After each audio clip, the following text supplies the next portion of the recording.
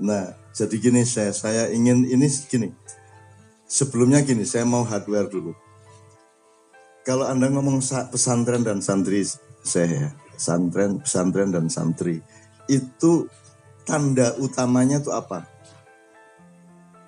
Areanya, gedungnya, kelasnya, sekolahannya, kiainya, jumlah santrinya, atau apa? Sebenarnya yang inti dari yang disebut pesantren, santri, dan kiai itu apa? Menurut Anda? Jadi kan kalau gedungnya berarti semakin besar gedungnya semakin besar pesantrennya. Kalau jumlah santrinya semakin banyak santri daftar ke situ semakin gede pesantrennya. Yang paling inti dari santri dan kiai itu apa sih?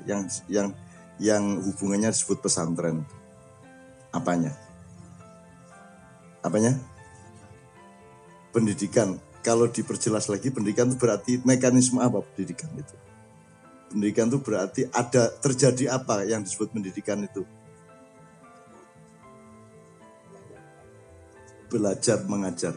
Jadi ada dinamika berlangsungnya ilmu atau hikmah atau apapun dari seseorang ke seseorang yang lain. Dalam hal ini dari kiai kepada santri, betul enggak? Oke. Meskipun enggak punya gedung. Jadi misalnya ada pendidikan tapi enggak pakai gedung. Boleh enggak? Enggak pakai jam-jam kelas-kelas. Boleh. Enggak pakai pendaftaran dan uang bulanan semesteran, enggak masalah ya. Karena yang penting apanya tadi, Mbak? Bahwa ada peristiwa pendidikan, ada peristiwa rububiyah, peristiwa tarbiyah. Gitu ya. Oke. Jadi kalau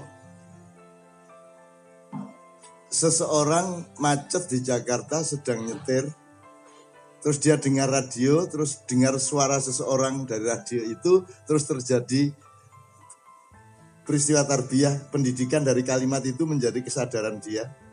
Itu berarti pesantren bukan? Pesantren ya. Oke.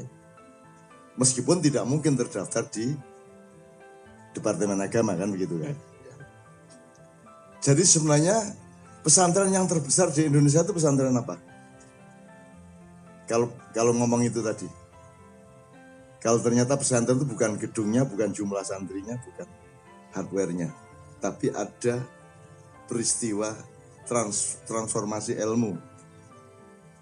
Lewat YouTube boleh. Jadi ada pesantren YouTube toh. Berarti ya. Oke. Meskipun banyak ustadz-ustadz palsu. Yang ngaku-ngaku saya, yang ngedit-ngedit sendiri, yang saya diadu domba sama Habib Syekh kayak sama siapa kayak gitu. Nah itu kan ustadz-ustadz penyelundup gitu kan. Ya, sudah enggak apa-apa. Jadi teman-teman sekalian, saya hanya akan mentransfer pemahaman-pemahaman yang lebih memiliki bayan. Saya tidak mempersoalkan nasib saya tidak mempersoalkan nasib siapapun, saya tidak memprotes apa-apa. Ya, kalau saya ngomong kezaliman, keteraniayaan segala macam itu supaya Anda lebih mendalami. Jadi gampangannya gini lah.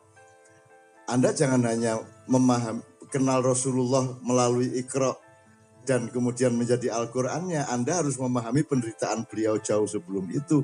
Kalau Anda tidak mengerti penderitaan dan tidak merasakan penderitaan Rasulullah, ya di rumahnya, ya ketika berjuang pra Khadijah sampai Khadijah sampai Aisyah, Anda kalau tidak mendalami itu juga jarak ilmu Anda, jangkauan kuda-kuda ilmu Anda juga tidak akan tinggi.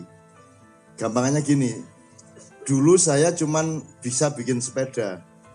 Saya tidak populer karena cuman bikin sepeda. Begitu saya sudah bisa bikin pesawat, banyak penumpang di pesawat itu. Tanpa pernah dia memiliki jarak antara kesadaran pesawat dengan sepeda. Jadi kalau dia tidak pernah mengerti bahwa dulunya itu saya itu bikinnya sepeda, ya Anda tidak kagum sama pesawat, ngertinya pesawat kan gitu. Kan gitu. Nah itu yang saya maksud, kalau Anda kehilangan jarak itu, makanya Syekh Nur Somad menulis Sirah Rasul. yang sangat jarang ditulis oleh para ulama yang lain. Itu ya teman-teman sekalian. Jadi menurut Anda ini pesantren apa bukan? Pesantren. Ini universitas apa bukan? Boleh nggak di sini melanggar kode etik keilmuan? Boleh nggak? Boleh. Boleh nggak di sini nggak logis gitu? Boleh nggak? Nggak bisa kan? Anda mesti ngacung toh. Anda mesti marah toh, mesti protes toh. Di sini kan boleh nggak di sini ngomong kok nggak jujur gitu, boleh nggak? Bisa berlaku nggak ketidakjujuran di sini? Kan nggak bisa. Bisa nggak orang yang berambisi punya motif tertentu politik apa popularitas atau apapun ngomong di sini panjang terus Anda diem aja gitu, bisa nggak? Kan nggak bisa toh. Jadi di sini ini bukan hanya pesantren, ini bukan hanya universitas. Gitu loh. Ini wilayah rububiyah. Kalau rububiyah itu artinya wilayah kepengasuhan Allah. Allah itu mengasuh. Di dalam mengasuh itu ada pendidikan, ada pengajaran, ada kasih sayang, ada ngalah, ada sodako, ada macam-macam kalau rububiyah. Kalau tarbiyah, ya itu kan istilah akademis ya Ustaz ya. Aslinya tarbiyah enggak segitu-gitu juga. Tarbiyah lebih luas sebenarnya karena kata tarbiyah berasal dari robun juga. Saya dulu pernah tahun 80-an Ustaz, saya diminta ceramah di Fakultas Tarbiyah dan saya menjelaskan asal usul tarbiyah itu. Padahal saya nggak tahu sebelumnya. Karena saya disuruh di situ ya sudah dipaksa saya. Akhirnya ya sudah tak minta sama yang punya.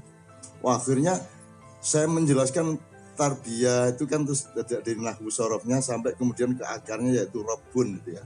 Ketika sampai ke robun, kemudian sifat rububiyah dan seterusnya, ada mahasiswa teriak, wah, blok pingsan jatuh itu mas. Udah akhirnya urusannya bukan pendidikan lagi, ngurusi arek semaput itu. Wah jadi otong-otong tak pijeti segala macam. Saya membayangkan dunia itu kayak gitu. Saya sudah siap sebenarnya dengan Indonesia, dengan dunia saya sudah siap. Tapi urusannya ternyata itu wong semaput kabeh kan gitu. Ada yang semaput badannya, ada yang semaput pikirannya, ada yang semaput hatinya, ada yang semaput mentalnya kan gitu. Itu oke.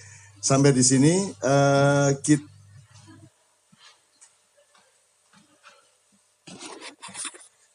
kita punya beliau sudah tiga kali ya.